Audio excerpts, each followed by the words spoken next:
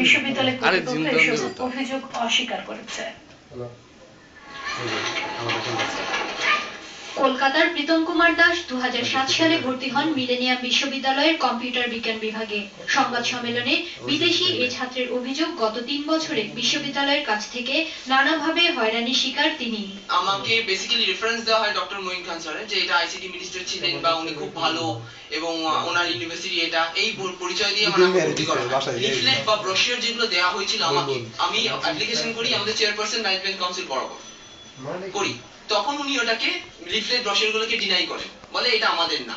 প্রায় 500 ছাত্রের এই বিশ্ববিদ্যালয় এখন পর্যন্ত কোনো শিক্ষার্থীকে গ্রেডশিট দেয়নি। ভিসি এবং প্রভিসির পদগুলোর মতো গুরুত্বপূর্ণ পদে কার আছে তাও পরিষ্কার নয় ছাত্রদের কাছে।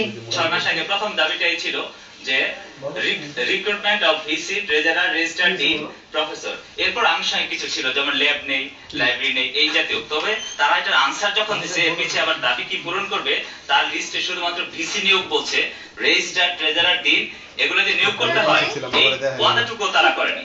জানুয়ারির 1 তারিখে নিয়োগ পাওয়া বিশ্ববিদ্যালয়টির নতুন প্রস্তাবিত ভিসির মন্তব্য, বিশ্ববিদ্যালয় পরিচালনার জন্য এসব পদ খুব গুরুত্বপূর্ণ নয়।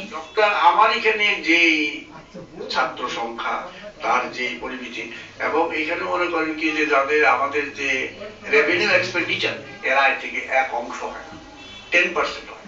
এইটা খান ফাউন্ডেশন একটা সামাজিক দায়িত্ব হিসেবে তারা খান ফাউন্ডেশন এটা করতেছে কাজটা। ছাত্রদের দাবি, ইউজিসি নির্ধারিত নীতিমালার সামান্য অংশ পূরণ করতে পারেনি বিশ্ববিদ্যালয় কর্তৃপক্ষ। দেশ টিভি, ঢাকা। রংপুরে পোলিও টিকা দিয়ে 100 শতাধিক শিশু অসুস্থ।